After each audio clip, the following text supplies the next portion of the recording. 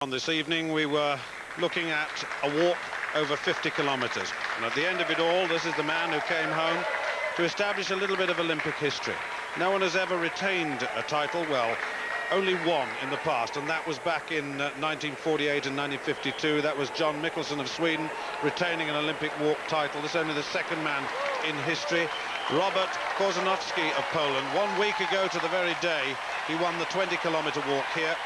He was the champion in an event in which he said, I chose it as a warm-up for the 50-kilometre race. And he dominated this race. He's well over a minute ahead of the silver medalist in this event.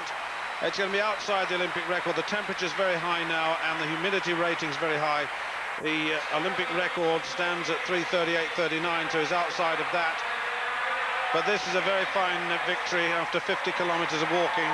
One warning only during the course of the event, and he is the Olympic champion for the second time. He's the only Olympic walker, incidentally, to have won 3 Olympic gold medals. He won the 50-kilometre in Atlanta 4 years ago. He won the 20-kilometre at the beginning of the week, and now he has retained that 50-kilometre title too. The champion once again. The silver medalist then coming in well over a minute behind is Agar Fadiyev of Latvia, the World Military Games 20-kilometre champion. He was disqualified in the 50-kilometre walk in the World Championships last year, so this a cause for real delight. He was 14th in the 20-kilometre walk at the beginning of the week, and now clearly the silver medalist. Korzeniowski's time was rounded up to 3:42.22. Fadiyev coming in 3:43.40. That's his official time.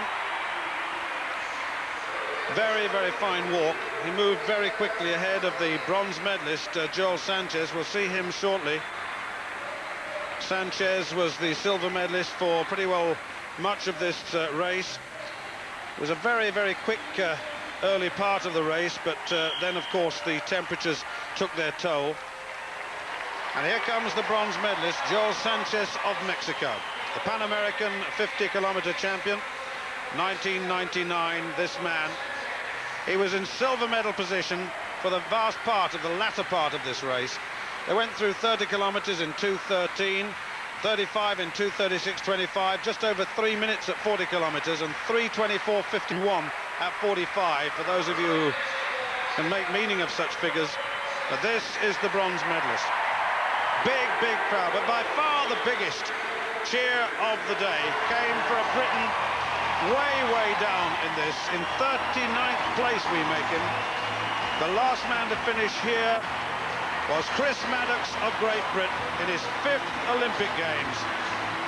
4 hours and 52 minutes, 12 seconds his time. He was determined to finish, and he really did get a big, big cheer. Tremendous reception. Maddocks enjoying this moment. Contested 4 previous Olympic Games and 6 World Cups.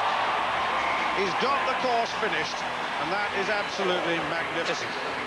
The reaction is astounding.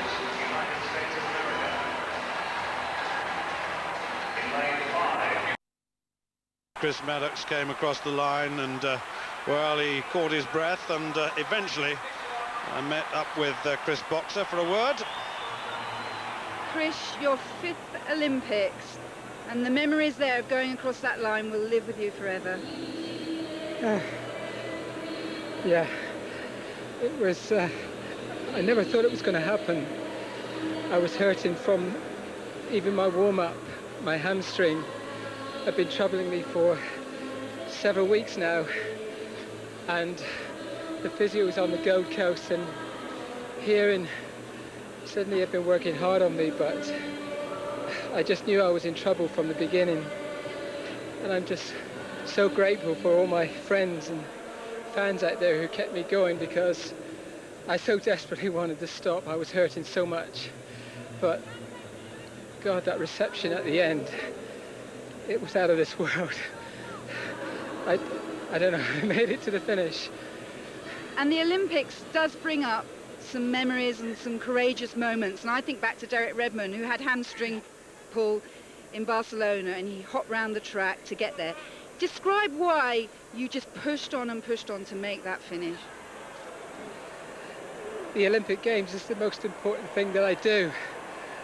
And I had friends out there, people like Ed Schillerbeer, who've been with me right from the beginning, who was out there, and I stopped at around about 20k, and he reminded me that if I got back to the finish, how important it would be to me and how much it would hurt if I stopped at 20k.